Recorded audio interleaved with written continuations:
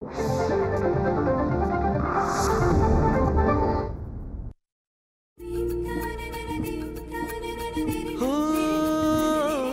शब्द स्वरांचे बनती गाणे, साजनवानंद तराणे, रसिकांशी हे जुळते नाते घडते जेव्हा सुरेल गाणे.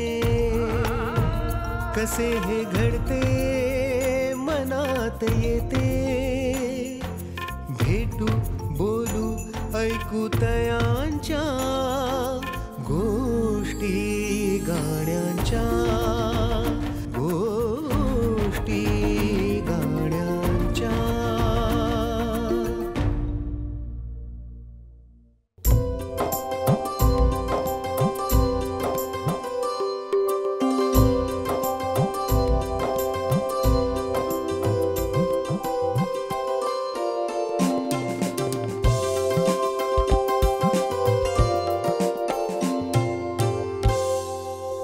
नमस्कार. गोष्टी गाण्यांच्या कार्यक्रमात आपल्या सगळ्यांचं स्वागत आहे. या गाण्यांच्या गोष्टी उलगडत असताना गीतकार, संगीतकार आणि गायक या प्रत्येकाचं योगदान एक वेगळं असतं. खरं तर मराठी चित्रपटसृष्टी, मराठी नाटक, मराठी मालिका आणि या सगळ्याबरोबर मराठी भावसंगीताचं एक क्षेत्र आहे. या प्रत्येक क्षेत्रात या प्रत्येक कलाकाराचं योगदान मोठं आहे आणि म्हणूनच हे योगदान आज या गाण्यांच्या गोष्टींच्या निमित्ताने आपण जाणून घेतोय. आज आपल्यासोबत आहेत प्रसिद्ध गायिका विभावरी आपटे आणि प्रसिद्ध संगीतकार राहुल रानडे. दोघांचेही स्वागत. नमस्कार. नमस्कार.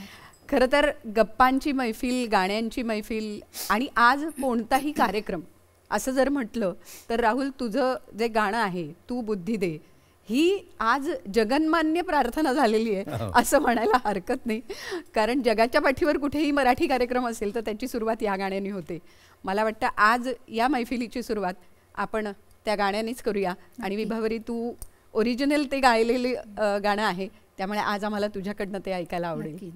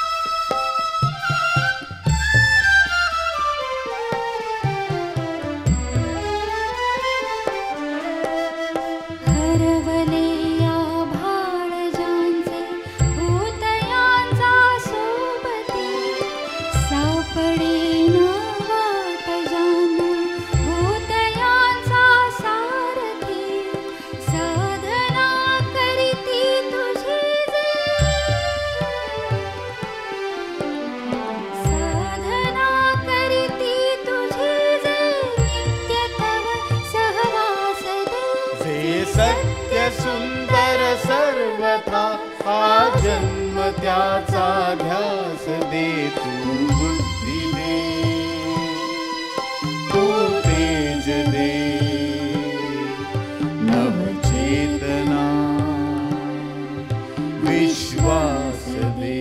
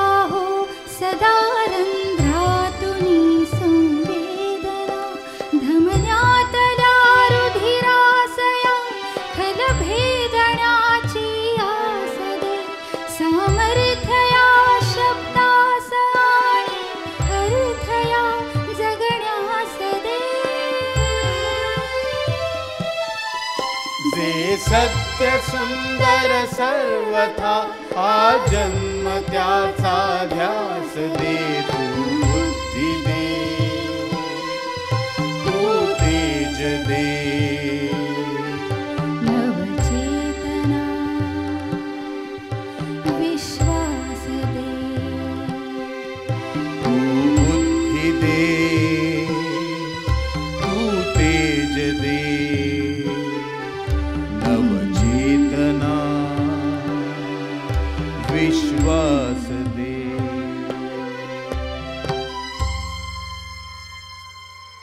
वा, गोष्टी गाण्यांच्या.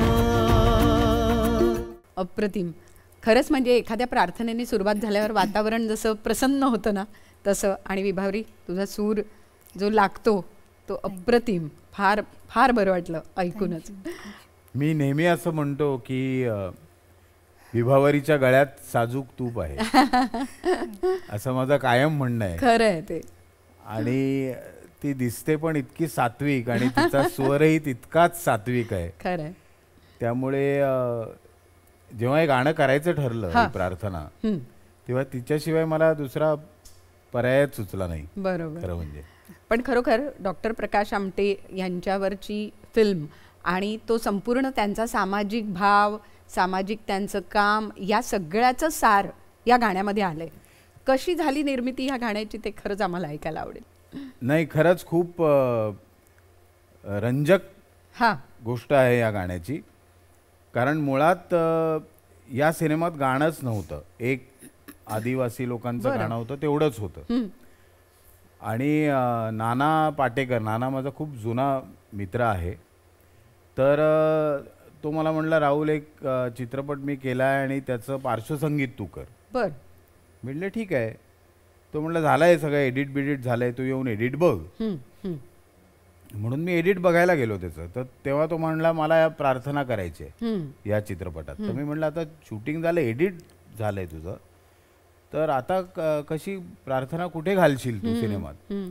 तो म्हणला नाही, मी ते कोणी म्हणतंय असं दाखवणार नाही, माझ्याकडे भरपूर शॉर्ट्स आहेत, ओके. ते मी बरोबर त्याच्यात बसवेन. हं, तर मग कशी प्रार्थना पाहिजे, कारण नानाला प्रार्थनांचं खूप वेळ आहे. बरं. तुम्ही जर बघितलं तर त्याच्या प्रत्येक चित्रपटात प्रार्थना हो, असतेच. हो. अगदी म्हणजे तो अभिनय करत असलेले अंकुशमध्ये पण होती, खरंय. त्याच्या प्रहारमध्ये होती. हं, हं. त्यामुळे तो म्हणला मला प्रार्थना हवे आणि ज्याच्यात देव नको, माणसातला देव हवा. माणसातला देव हवा, ज्याच्यात कुठल्याही देवाला उद्देशून ती प्रार्थना नकोय आपल्याला. तर गंमत अशी झाली की मी एका प्रतिथयश गीतकाराला आचरण केलं आणि त्याला म्हणलं अशी अशी प्रार्थना आपल्याला करायची आहे. तर तो म्हणला ठीक आहे. मग नानाचं आणि त्याचंही बोलणं झालं आणि एक डेडलाईन होती, त्यामुळे ध्वनिमुद्रण तोपर्यंत करणं अत्यंत आवश्यक होतं. तर 15 दिवस होते. तर रोज मला तो जो गीतकार होता तो आज नाही, उद्या देतो, परवा देतो, असं करून त्यांनी शेवटी मला जवळजवळ 10-12 दिवसांनी सांगितलं की मला काही सुचत नाही. अरे बापरे. म्हणजे आता हातात उरले 3 दिवस. तर मी म्हटलं अरे तू मला आधी तरी सांगायचंस ना. म्हणजे बरोबर. मी म्हणलं मी गुरुला विचारतो, कारण तोपर्यंत गुरु आणि माझं आम्ही काम करत होतो बरोबर. तर तो म्हणला हां गुरु चांगलं लिहील. तर मी गुरुला म्हणलं असं असं आहे. मग गुरुनी मला 2 दिवसांनी फोन करून सांगितलं की हे बघ, नवीन आता काहीतरी एवढ्या गहन विषयाची प्रार्थना लिहिण्यापेक्षा मी एका सिरियलसाठी एक प्रार्थना लिहिली होती. बरं. ती एकाच एपिसोडमध्ये वाजून तिचा विषय संपला होता. तर ती प्रार्थना आपण परत वापरू शकतो का? म्हणलं आता हे त्या चॅनलवाल्यांना विचारायला लागेल. म्हणून मी त्या चॅनलवाल्यांना विचारलं. मला वाटतं निलेश मोरेरनी ती प्रार्थना केली होती. बरोबर. ती होती तू बुद्धी दे, तू प्रकाश दे, नवचेतना विश्वास दे, असे त्यांच्या एका चॅनलसाठी ती होती. तर मी त्या चॅनलवाल्यांची परवानगी घेतली, मी निलेश मोरेरची परवानगी घेतली की मला ही तू परत करायला दे. आणि मग नंतर अर्थातच नाना या सगळ्यामध्ये सहभागी होताच. त्याला म्हणलं ही प्रार्थना आहे, कशी वाटते? तो म्हणला अरे फार सुंदर आहे. त्याच्यात 2 अंतरे होते. आत्ताची जी प्रार्थना आहे त्याच्यातला पहिला आणि तिसरा अंतरा त्याच्यामध्ये होते. तर मग आमच्या चर्चेतनं असं निघालं की आपण डॉक्टर प्रकाश बाबा आमटेंवर एक अंतरा लिहिला पाहिजे. बरोबर. आणि मग गुरुनी हा दुसरा अंतरा लिहिला, जाणवाया दुर्बलांचे दुःख आणि वेदना, बरं. तेव्हा त्या राहो सदा रंध्रातुनी संवेदना. आणि धमन्यातुनी वगैरे म्हणजे तो खरोखर धमन्यातल्या रुधिरासया खल भेदण्याची आस आस दे, दे. सामर्थ्य या शब्दास आणि अर्थ या जगण्यास दे. वा. मला वाटतं इतकं सुंदर, म्हणजे गुरु पण एकदम माहिर आहे त्याच्यात. हो. आणि त्यांनी ते केलं. आणि मग ही गाणार कोण असं मला नाना म्हणलं. मी म्हटलं विभावरी आपटे. आता पुढे काय झालं तू सांग. मला राहुलचा फोन आला की डॉक्टर प्रकाश आमट्यांवरती चित्रपट करतोय आणि एक प्रार्थना करायची आणि माझ्या डोक्यात तू आहेस, तर आपण भेटू, मी तुला चाल शिकवतो. मी त्याच्या घरी गेले, त्यांनी चाल शिकवली मला, एकदा गाऊन पाहिली. तो म्हणला आता फक्त नाना ऐकतील आणि त्यांनी एकदा अप्रूव्ह केलं तर माझ्या डोक्यात तूच आहेस, पण त्यांनी एकदा अप्रूव्ह करू दे, मग आपण फायनल करू. तर एक सर्वसामान्य डोक्यात काय येतं की तो एक तर मोबाईलवर रेकॉर्ड करणार असेल आणि त्यांना पाठवणार असेल ऐकायला, किंवा ते कदाचित 1-2 दिवसात त्यांना भेटून त्यांना गाऊन दाखवायचं असेल. ते म्हणलं ठीक आहे. आणि असं मी बसलो होतो, एक 4-5 मिनिटं गेली आणि एकदम त्यांनी असं मोबाईल त्यांनी नानांना फोन लावला होता आणि फोनवरनं मी नाना पाटेकरांना गाणं म्हणून दाखवायचं.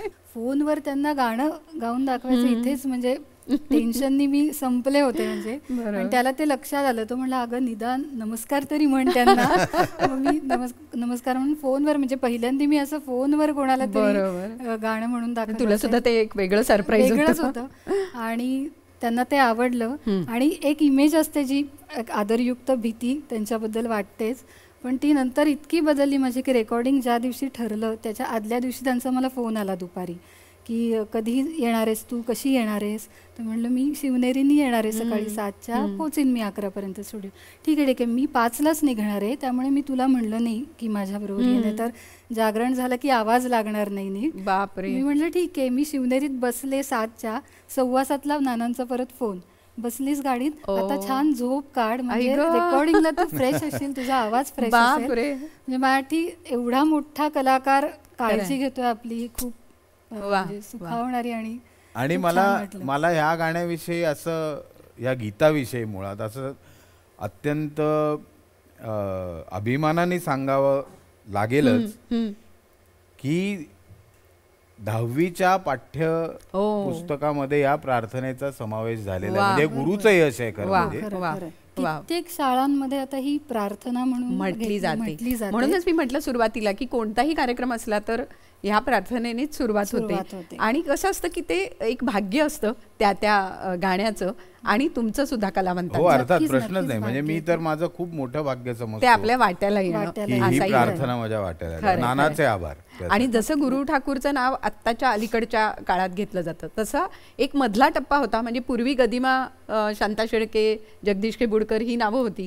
तसा एक मधला नंतरचा, गदिमांच्या नंतरचा टप्पा म्हणावा, किंवा गदिमांच्या विद्यापीठातले शेवटचे कवी असं ज्यांना म्हटलं जातं, ते म्हणजे सुधीर मोघे. आणि मला वाटतं विभावरी तुझ्या वाट्याला सुधीर मोघेंची सुंदर कविता आली, आणि त्या कवितेचं गाणं होताना, ते गाणं गाताना मला वाटतं रेकॉर्डसाठी तू गायलीस. स्वामीमध्ये दुसऱ्या कोणीतरी गायलेलं. स्वामी मालिकेसाठी मूळ ती केली होती. बरोबर. रमा माधवराव पेशवे आणि रमाबाई यांच्या नात्यावरचं ते गाणं आहे. 2002-03च्या सुमारास मोघे काकांनीच त्यांचं गीत आणि संगीत असं असलेली एक ध्वनिमुद्रिका काढली, आणि त्याच्यात हे गाणं गायचं भाग्य मला मिळालं की त्यांनी ते शिकवलं मला आणि मला गाता आलं. कारण माझी नुकती सुरुवात होती तेव्हा 2000 सालापासून मी गायला लागले, म्हणजे कार्यक्रम असं. आणि तेव्हा मंतरलेल्या चैत्रबनात नवी पालवी या कार्यक्रमात आम्ही सगळे, मी, ऋषिकेश, मधुरा असे सुरुवातीचे अगदी पहिल्या मोजक्या कार्यक्रमातले कार्यक्रम, तेव्हा मोघे काकांशी ओळख झाली. नंतर ते गाण्यांच्या गोष्टी असा कार्यक्रम करायचे, तुला माहिती असेल तर. त्यांची सगळ्या कविता आणि त्यांनी संगीत दिलेली गाणी अशी, त्याच्या गोष्टी, किस्से सांगत तो कार्यक्रम व्हायचा. तर त्या काही कार्यक्रमात मी गायले, आणि नंतर एक दिवस ते मला म्हणले की मी तुला हे गाणं शिकवतो आणि आपण हे रेकॉर्ड करूया. तर भाग्य, एवढं छान काव्य संगीत असलेलं कलाकृती आपल्याला गायला मिळणं आणि ते तुझ्या आवाजातलं इतकं फेमस झालंय की आता ते गाणं तुझंच झालंय खऱ्या अर्थाने. आणि तेव्हा त्या एज ग्रुपचा तो, म्हणजे मीही तेव्हा 19-20 वर्षाची होते, त्याच वयातला आवाज अपेक्षित होता आणि त्यामुळे मला ती संधी मिळाली. आज ऐकूया थोडंसं झलक. नक्की. माझे मन तुझे झाले, तुझे मन माझे झाले.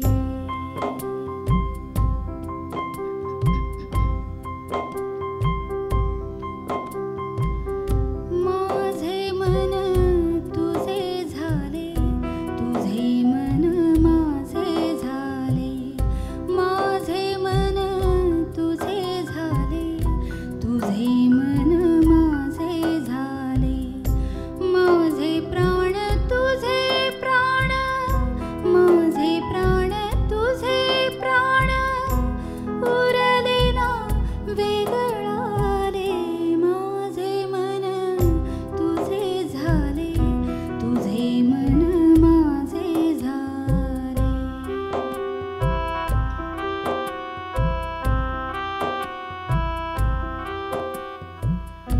मला लागे तुझी आस, तुला जडे माझा ध्यास. मला लागे तुझी आस, तुला जडे माझा ध्यास. तुला मला चोहीकडे, तुला मला चोहीकडे. माझे तुझे होती भास. माझे मन तुझे झाले, तुझे मन माझे झाले. माझे मन तुझे झाले, तुझे मन माझे झाले. वा वा. गोष्टी गाण्यांच्या. सुधीर मोघेंचे शब्द आणि ते ज्या दोघांचं एकरूपता ज्याला म्हणता येईल, सहजीवन आणि त्या सहजीवनातली एकरूपता, मला वाटतं यापेक्षा नातं सुंदर योग्य शब्दात मांडलेलं आपल्याला दिसलं नाही. पण विभावरी, याच गाण्याने तुला आणखी एक संधी मिळाली हो. आणि तीही थेट हिंदी चित्रपटात. हिंदी ह्याच्यातली. एका रियालिटी शोमध्ये मी हे, म्हणजे एक रेकॉर्डिंग साधारण 2 साली झालं असेल. त्यानंतर त्यांच्या कार्यक्रमात मी गायचे, पण त्यानंतर एक 7-8 वर्षांनी एका रियालिटी शोमध्ये मी हे गाणं गायले. आणि माझ्या नशिबाने तोच एपिसोड संजय लीला भन्सालींनी पाहिला. आणि मला पहिलं हिंदी चित्रपटातलं गाणं गुजारिश या चित्रपटासाठी त्यांनी मला गायची संधी. आणि थेट ऐश्वर्या रायला तू व्हॉइस दिलास. ऐश्वर्या रायला प्लेबॅक द्यायला मिळाला. आणि संजय लीला भन्सालींसारख्या दिग्दर्शकाकडे, जे दिग्दर्शक म्हणून तर आपल्याला माहिती आहे संगीताचा पण अभ्यास त्यांचा खूप आहे. म्हणजे मी जेव्हा पहिल्यांदा त्यांना भेटायला गेले तेव्हा मला त्यांनी काय ऐकलंय माहिती नव्हतं. मी गेले फक्त आणि सारे कुठल्या तरी रियालिटी शोत ऐकलं एवढंच माहिती आहे. जेव्हा भेटल्यावर ते म्हणले की आपका ही कोई गाना गाया था, तेव्हा माझ्या डोक्यात आलं की माझे मन यांनी ऐकलंय. आणि तेव्हा त्यांनी इतक्या गप्पा, पंडित भीमसेन जोशी, माणिक वर्मा, खळे काका, काही गाणी पण माझ्याकडनं गाऊन घेतली. आणि ह्या चित्रपटाचं संगीत पण संजय सरांचं होतं. संगीतकार म्हणून त्यांचा हा पहिला चित्रपट होता. तर ह्या गाण्याने मला एक खूप मोठी संधी पण दिली. नक्कीच. पण ते जेव्हा पडद्यावर तू पाहिलंस, म्हणजे आपलंच गाणं पडद्यावर जेव्हा अभिनेत्रीवर पिक्चराइज होऊन येतं, तेव्हाचा तो अनुभव कसा होता आणि तुला आलेल्या काही प्रतिक्रिया लोकांच्या? छानच. म्हणजे स्क्रीनवर आपला आवाज ऐकायला मिळणं ही कुठल्याही गायकासाठी एक पर्वणीच असते असं म्हणू. आणि त्यातही हिंदी, ऐश्वर्या रायसाठी. आणि विषयही खूप वेगळा होता त्या चित्रपटाचा. इच्छा मरण ह्या विषयावर तो चित्रपट होता. प्रतिक्रिया पण खूप छान आल्या. म्हणजे ज्यांनी पहिल्यांदाच ऐकलं होतं त्यांनी की छान नितळ आवाज येतोय आणि असं. आणि गाणं रेकॉर्डला एक पूर्ण गाणं आहे. चित्रपटात ते बॅकग्राऊंडला थोडं ॲडलिप क्लायमॅक्सला वापरले, त्यामुळे तो एक चित्रपटाचा पण एक तेव्हा वेगळ्या मूडला गेलेला असतो. आणि मला स्वतःला बघताना खूप छान वाटलं होतं. खरंच आहे, आम्हालाही बघताना खूप छान वाटलं. पण आज पुन्हा एकदा या गोष्टी गाण्यांच्या निमित्ताने हो. मला वाटतं आपले जे सगळे रसिक प्रेक्षक आहेत त्यांना आज ते गाणं तू ऐकवलंस तर नक्की, आवडेल आम्हाला. नक्की नक्की. माझो सायबा माझो सायबा पाला सालों से था इसे दिल अलविदा रोका रास्ता था बिठाया जग रात रात समझाया पाला सालों से ये दिल अलविदा माझो सायबा माझो सायबा बारिश को मैंने कहा आके भिगो दे रास्ता दिल को फर्क ना पड़ा चल दिया लेके बस्ता माझो सायबा माझो सायबा माझो सायबा माझो सायबा पाला सालों से ये दिल अलविदा तुझो मोग म्हाका दिगा माझा मोगा तुझो मोग म्हाका दिगा दी मोगा मोग तुझो म्हाका दी मोगा माझो सायबा ओ माझो सायबा माझो सायबा ओ माझो सायबा माझो सायबा ओ माझो सायबा.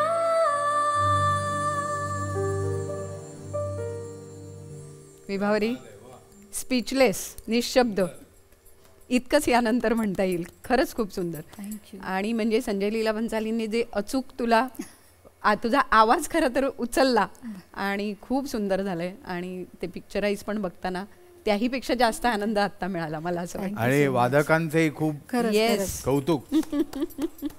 खूप छान. पण राहुल हेच असतं ना की म्हणजे संगीतकार म्हणून तुला त्या सगळ्या संगीताची जाण असल्यामुळे जसं आत्ता पटकन तू वादकांचं कौतुक केलंस तर स्वतः संगीत देणं किंवा आपण संगीत देऊ शकतोय हे पहिल्यांदा तुला कधी कळलं आणि पहिलं संगीत तू कोणतं दिलंस? झालं असं की एक तर आमच्याकडे रानड्यांकडे म्हणजे मी पुण्याचा जन्म आहे माझा. मी काही दिवस मुंबईत होतो 7वीपर्यंत. मग परत पुण्याला मूळ घरात गेलो आणि लहानपणापासूनच मी अत्यंत द्वाड होतो. आताचं आपण बोलूया नको. पण मास्तरांनी तक्रार केली मी पहिलीत असताना म्हणून ते म्हणले हा बाकड्यावर सारखा वाजवतो याला तुम्ही तबला शिकवा. बरं. त्या मास्तरांचा मी खूप आभारी आहे. कारण आईनी मग मला उत्साहाने एक तबला मुंज झाली माझी तेव्हा मला भेट म्हणून तबला दिला आणि मास्तर दिले एक. आणि तेव्हा मी अगदी 7 वर्षाचा असल्यापासून तबला शिकायला लागलो. वा. मी म्हणलं तसं मी जेव्हा 8वीमध्ये पुण्यात आलो तेव्हा अनेक घरांमध्ये तेव्हा आता सिंथसायझर असतो तेव्हा पेटी असायची सगळ्या घरांमध्ये. पेटी तबला हे साधारण प्रत्येक घरात असायचंच. तशी आमच्याकडे पण माझ्या मावशीची पेटी होती आणि ती मी वाजवत असे. मी तबला शिकत होतो. नंतर मी क्लासिकल गाणंही शिकायला लागलो. पण पेटी मी आपली सारेगम असं करत मी शिकलो. आणि शाळेत असतानाच म्हणजे साधारण 9वी 10वीत असताना खूप दिवाळी अंक आमच्याकडे यायचे सगळेच. जेवढे दिवाळी अंक तेव्हा निघायचे सगळे घरी यायचे.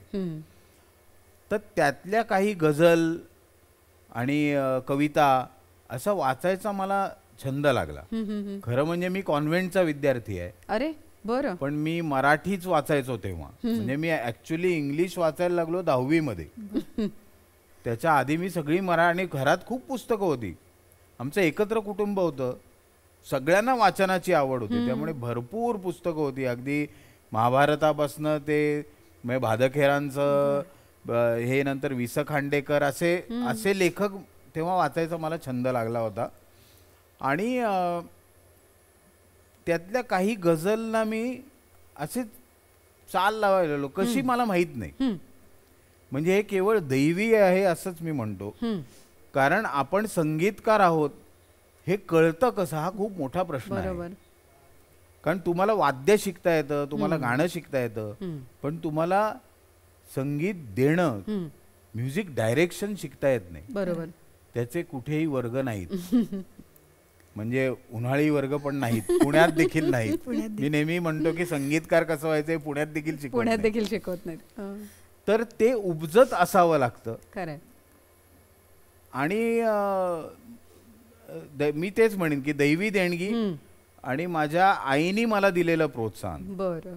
कारण नंतर कॉलेजमध्ये सुद्धा ती मला म्हणली तू सायन्सला जाऊ नकोस. आमच्याकडे सगळे वडील, भाऊ, मामा बिमा सगळे इंजिनियर्स आहेत. अच्छा.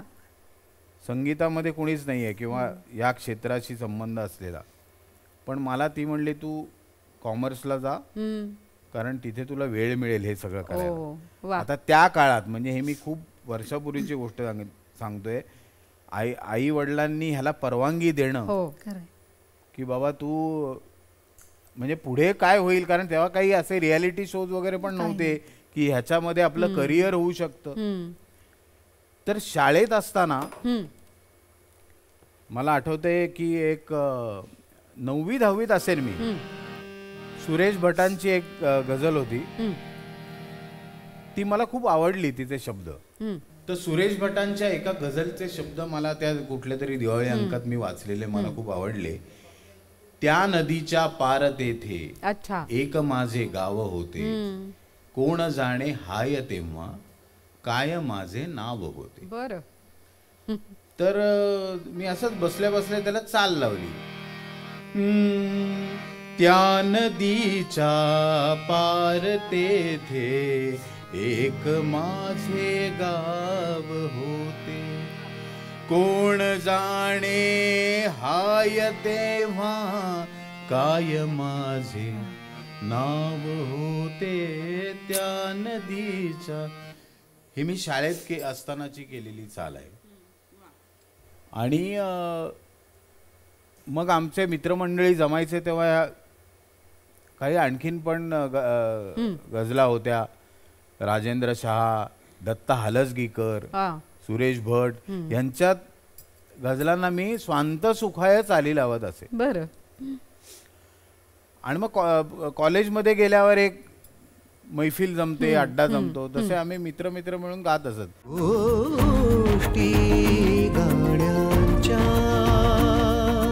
आमच्या घराजवळच श्रीधर राजगुरू म्हणून थिएटर अकॅडमीचे म्हणजे संस्थापनापासून जे होते ते राहायचे. आणि थिएटर अकॅडमी फार मोठी संस्था होती. तर त्यांची एक शिशुरंजन नावाची लहान मुलांची नाटकं करणारी संस्था होती. अच्छा. तर ते एक नाटक बसवत होते तिथे, चंद्रहवा नावाचं, लहान मुलांसाठी. तर ते मला म्हणले ह्याचं संगीत तू करशील का. अच्छा.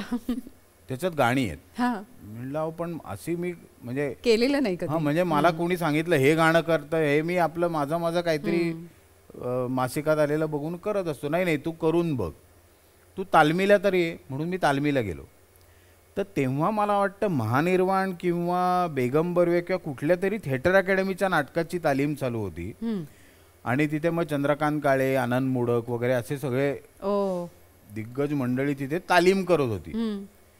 तर मला श्रीधर राजगुरू म्हणले, अण्णा म्हणायचो आम्ही त्यांना, की तू आनंद मोडकला भेटतो, तुला मार्गदर्शन करेल. अरे वा. आता मी होतो 11वीत, म्हणजे काय 16 वर्षाचा असेल.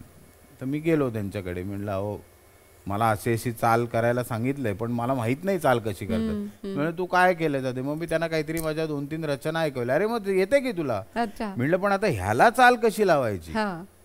ते म्हणले मी सांगतो तुला. आणि मग त्यांनी मला ते सांगितलं की आता ही तुला बेसिक ताल येतोय, सूर कळतायत, ही अशी अशी चाल ह्याला लावतात. ते माझं पहिलं ज्याला मी कमिशन्ड काम म्हणेन की मला जे काम हे कर म्हणून सांगितलं असं केलेलं काम. बरोबर. त्या नाटकाचं नाव होतं चंद्र हवा चंद्र हवा. त्याच्यामध्ये मृणाल होती कुलकर्णी, म्हणजे तेव्हाची देव. बरं. ती त्याच्यात होती. तर आता मी गमतीनं म्हणलो कारण मी आता एक नाटक केलं गालिब नावाचं, चिन्मय मांडलेकरचं. त्याच्यात विराजस कुलकर्णी आहे, मृणालचा मुलगा. तर मला तेव्हा ते इंटरव्ह्यूज वगैरे चालू होते तेव्हा मला त्या एका ह्याने विचारलं की तुम्ही पहिलं नाटक कधी केलं. म्हणलं मी पहिलं नाटक केलं तेव्हा विराजसची आई त्याची हिरोईन होती. आणि आता हे माझं साधारण काय 250 नाटक. तेव्हा तिचा मुलगा हिरो आहे. तर एक वर्तुळ पूर्ण झालं. तर ते माझं पहिलं संगीत दिग्दर्शन. बरोबर. पण पहिलं व्यावसायिक नाटक म्हणता येईल तर माझा खेळ मांडू दे, माझा खेळ मांडू दे, सई परांजपे, 1986 साल. आणि त्यांच्या बरोबर काम करायला मिळणं हा आणखी एक त्यातला योग. कसं आहे की सई मावशीच म्हणतो मी तिला, कारण माझी आई आणि ती लहानपणापासूनच्या मैत्रिणी, त्यामुळे तिने मला जन्मापासून बघितले. आणि माझे प्रत्येक पहिले ज्या गोष्टी मी केल्या त्या तिच्या बरोबरच्या आहेत. अच्छा.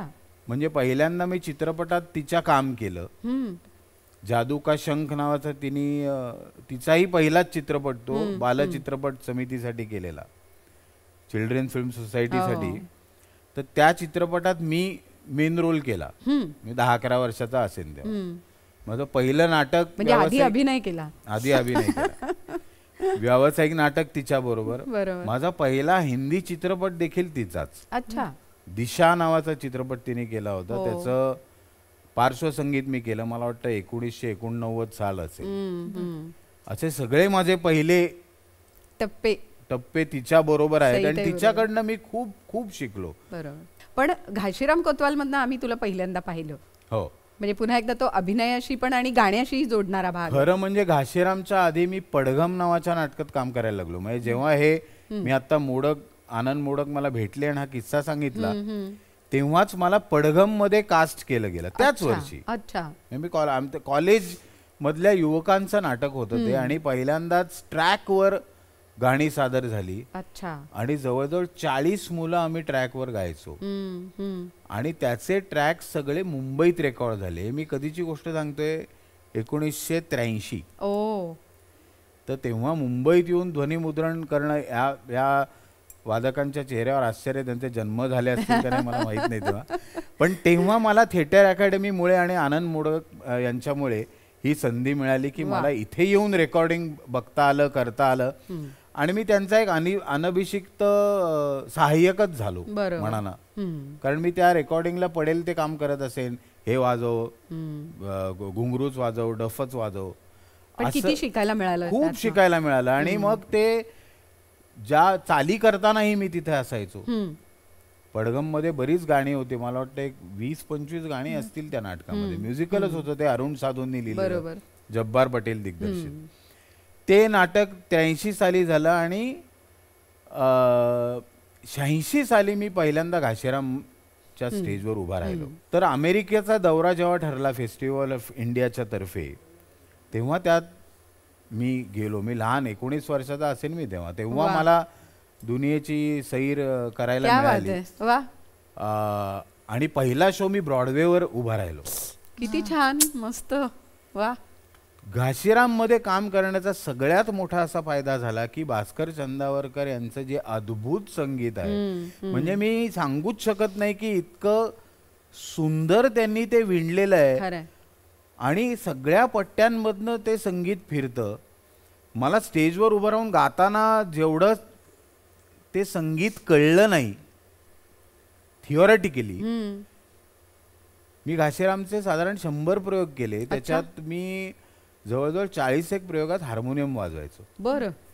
ते वाजवताना माझ्या लक्षात आलं की हे भास्कर चंदावरकर काय जादू आहे. खरं. आणि मी त्यांना म्हणलं, भास्करदा तुम्ही कमाल होतो काय तुमच्या या रचना एकतर फारच अप्रतिम, पण त्या नाटकामध्ये ज्या एकातनं दुसऱ्यातनं तिसरं ते निघत जातं, स्केल आणि ते असं चेंज कथानक असं पुढे पुढे पुढे निघून जातं. अफाट होतं. त्यामुळे आणि हे तर तुम्हाला सगळ्यांना श्री गणराय श्री गणराय श्री गणराय श्री गणराय नर्तन करी आम्ही पुण्याचे बामण हरी. श्री गणराय नर्तन करी आम्ही पुण्याचे बामण हरी. बामण हरी नर्तन करी श्री गणराय फेर की धरी. बामण हरी नर्तन करी श्री गणराय फेरची धरी. मला आठवते बालगंधर्वाचा प्रयोग होता आणि आम्ही बाल्कनीत मित्र बसून ते बघत होतो आणि ते पहिलेच ब्राह्मण सगळे श्री गणराय करत येतात आणि आम्ही असे रोमांचित झालेले अख्खं विस्फारित डोळ्यांनी खरंच आहे ते नाटक बघितलं आम्ही 83 साली आणि 86 साली मी समोर उभा स्टेजवर होता. याच्या इतकं सुदैव काहीच असू शकत नाही. आणि त्या गाण्यांची ती आठवण आहे. आणि खरोखर घाशीराम म्हणजे आता तू जसं म्हणालास ते आले तर ते माझ्याही डोळ्यासमोर उभं राहिलं, कारण प्रत्येकाने घाशीराम बघितलेलं आहे आणि त्यांच्या सगळ्यांच्या डोळ्यासमोर ते सगळं चित्र आहे. खरंच पुन्हा एकदा हा भाग्ययोग आहे की ज्या भाग्ययोग आहे. आणि मुळात हे सगळं माझं शिक्षण होतं. नाटकात मधनं जे मी शिकलो किंवा आता काही गाणी पडघम मधली अशी होती की ह्याला चाल कशी लागणार, म्हणजे गाणं नव्हतंच, ते असं प्रोजच होतं साधारण.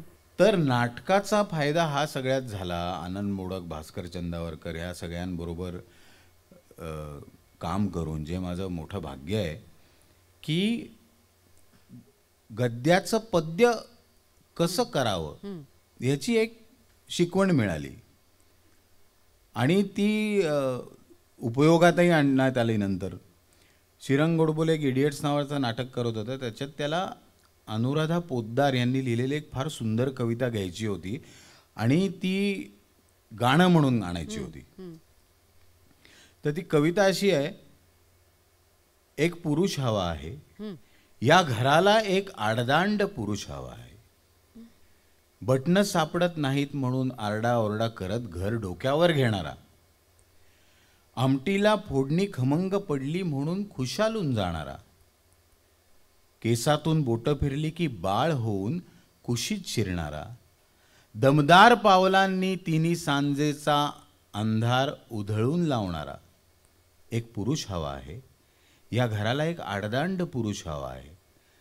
नाही, हे मी म्हणत नाहीये, या भिंतीच म्हणून राहिल्यात केव्हापासून. इतकी सुंदर कविता आहे.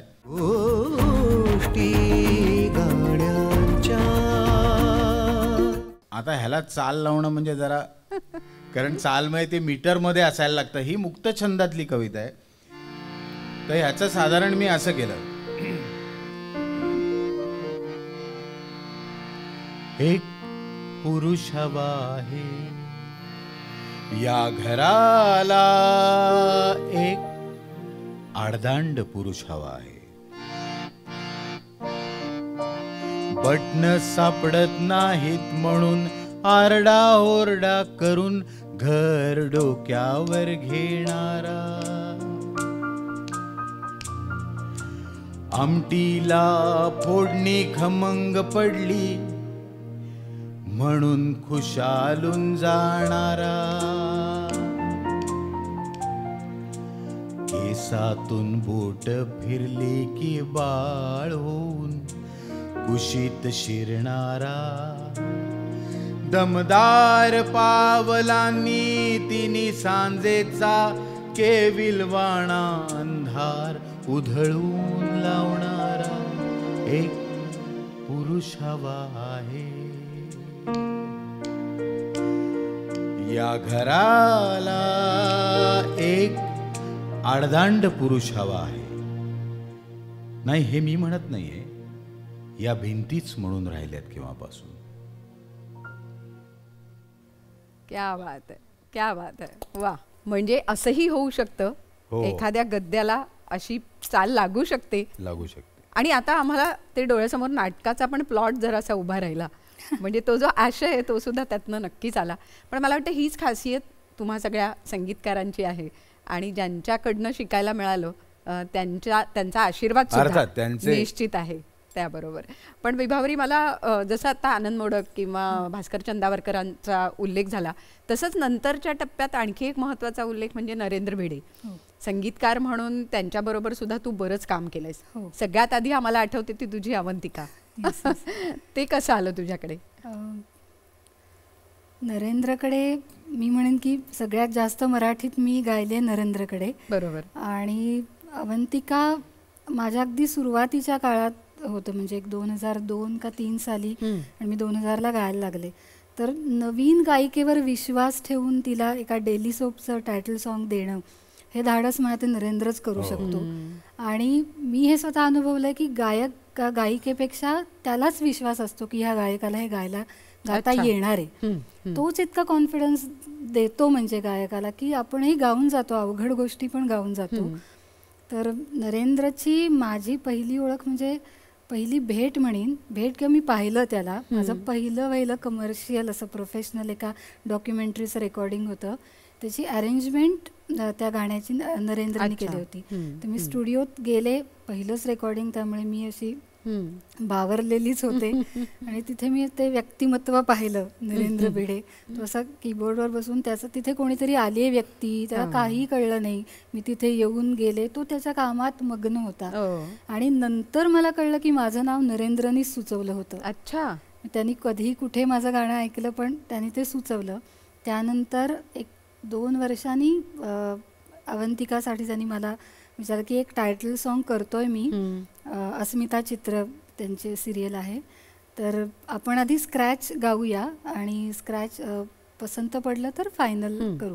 त्यामुळे मग पुण्यामध्ये जाऊन, एक तर त्याचे शब्द पण सौमित्राचे शब्द आहेत, ते असे बोली भाषेसारखे शब्द आहेत. जेव्हा त्यांनी मला सांगितलं तेव्हा मी म्हणलं, सुख आणि का दुःख यांना सांधते आहे, जीवनाशी पुढचं वर्जन असं म्हणायला हरकत नाही. हे कसं गायचंय असं मला प्रश्न पडला. ते पूर्ण लिहून घेतलं, त्यांनी चाल शिकवली आणि आम्ही पुण्यात स्क्रॅच रेकॉर्ड केलं. त्यानंतर त्याचा फोन आला की नाही, अप्रूव्ह केलंय, आपण फायनल करतोय मुंबईत, तू ये. तर ते गाणं ऐकलं तर ते समकाल उलट आहे त्या गाण्याचं रिदम वाईज गायला गेलं तर. आणि ट्रॅक तेव्हा त्यांनी मेन त्यातलं वाद्य म्हणजे व्हायोलिन आहे, त्या गाण्याला लपेटून व्हायोलिन येतं. तर रेकॉर्डिंगला जेव्हा मी गेले तेव्हा व्हायोलिनचा पार्ट झालेलाच नव्हता, नरेंद्रने तो नंतर केला. मला कळतच नव्हतं की आपण काय गातोय, चूक गातोय, बरोबर गातोय. आणि नरेंद्र एक तंद्री लावून बसलेला असं, त्यामुळे आपण गातोय याला आवडतंय नाही आवडतंय. बरं, ती व्यक्ती अशी होती की त्याच्या पुढे बोलायला पण भीती वाटायची की तो कधी काय उत्तर देईल. आणि संगीत म्युझिक विषयी तर नाही, इतका ब्रिलियंट की संगीत विषयक मी कधी अशी बोलायलाच नाही जायचे. इतर बोलताना सुद्धा खूप विचार करून बोलायचे. पण ते रेकॉर्डिंग झालं, तो म्हणला ओके आहे. आणि टीव्हीवरच मी डायरेक्ट जेव्हा पाहिलं तेव्हा विथ व्हायोलिन ते ऐकायला मिळालं आणि तेव्हा त्याची खरी मजा कळली की. आणि अगदी नव्याने आलेल्या गायिकेला एक टायटल सॉन्ग मिळणं आणि ते त्यावेळेला खूप प्रसिद्धही झालं आणि ते लहान मुलांमध्ये फार प्रसिद्ध झालं. का माहिती नाही, मे बी त्या शब्दांमुळे असेल, ते आहे आणि ती चाल पण एका दृष्टीने नरेंद्र भिडेचं पण ते यश आहे की ते. म्हणजे मला नंतर असे भेटणारे सांगायचं की आमचा मुलगा ना ते गाणं ऐकल्याशिवाय जेवत नाही. मग आम्ही ते अवंतिका चालू असतानाच स्मिताताई सांगायच्या, स्मिता तळवलकर नेहमी सांगायच्या. आम्ही बऱ्याच कार्यक्रमात मी जेव्हा त्यांची मुलाखत घेत होते तेव्हा हा किस्सा त्या नेहमी सांगायच्या की लहान मुलांना पण ते आवडलं. मला वाटतं आज ऐकूया आपण नक्की पुन्हा एकदा. Yes yes. सुख आणि दुःख यांना सांधते आहे,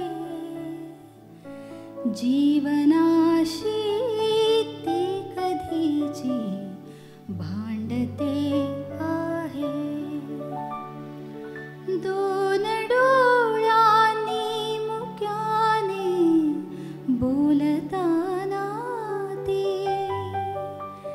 वेगळे काहीतरी बघ सांगते आहे. जीवनाचे एक गाणे गात जाताना वेगळीशी चाल त्याची बांधते आहे. जीवनासाठी जणू ही अकस्मिता सुख आणिक दुःख वेडी अवंतिका. मला वाटतं शीर्षक गीताचा एक फायदा असा असतो की ते रोज वाजत असल्यामुळे ते तुमच्या कानात बसतं. हा त्याचा खूप मोठा फायदा आहे. आणि त्यामुळे पाठ होतं पाठ म्हणजे होतंच, लोकांचं कारण पाठ ते होतं. रोज ऐकतात लोक. बरोबर म्हणून. बरोबर. असंच एक टायटल तुझं मला आठवतंय ते म्हणजे अग्निहोत्र. अग्निहोत्र. पुन्हा अग्निहोत्र मालिका खूप गाजली हो. आणि त्याचं टायटल करणं हे मला वाटतं मोठं चॅलेंज होतं. हा म्हणजे आता कसं आहे ना की श्रीरंग गोडबोलेंनी त्याचे शब्द लिहिले होते, त्याचीच मालिका आहे, त्यांनी त्याचीच निर्मिती होती. पण मला असं वाटतं की मी कधी जे मगाशी मी उल्लेख केला की मी कधी चाल आधी केली नाही. त्यामुळे असे जे कवी असतात की जे कधीच मीटरमध्ये लिहायला चुकत नाहीत, त्यातले हे सगळे सौमित्र, गुरु ठाकूर, वैभव जोशी, श्रीरंग गोडबोले हे सगळे त्या पठडीतले आहेत. म्हणून मला त्यांची गाणी करायला खूप आवडतं, कारण त्याच्यामध्ये मला असा जोर लावावा लागत नाही किंवा ज्याला आम्ही शब्द घुसवणे कोंबणे म्हणतो तसं नाही होत. बरोबर. तर अग्निहोत्राचं सुद्धा अग्निहोत्र 2 भागात आहे की एक अग्निहोत्राचा श्लोक आहे, ऍक्च्युली 3 भागात आहे.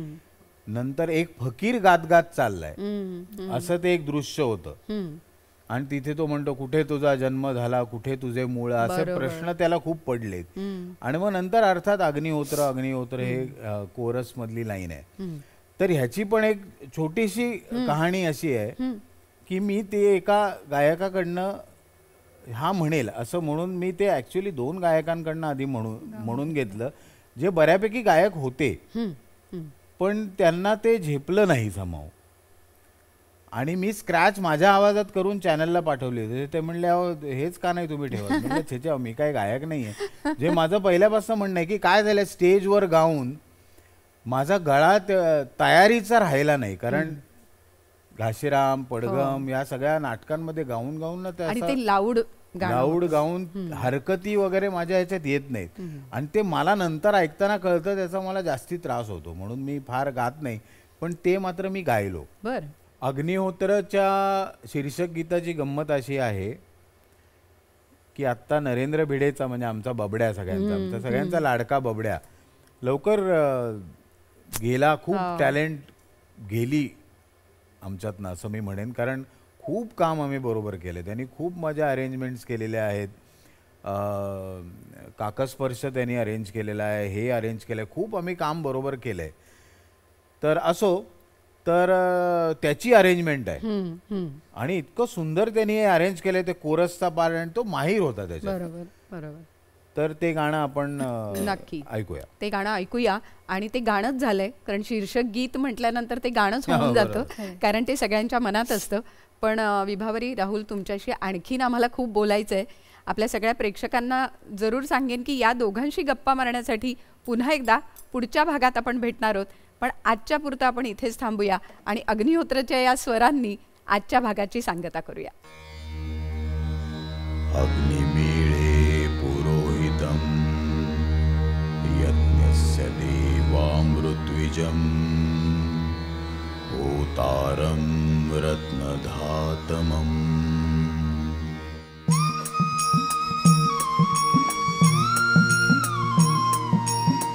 कुठे तुझा जन्म झाला, कुठे तुझे मूळ, पिढ्या पिढ्या वाहणाऱ्या नदीचे तू जळ.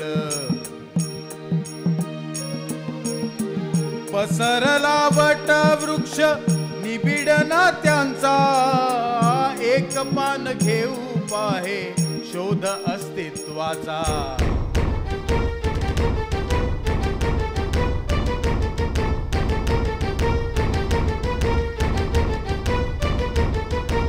तळ हाती घेऊ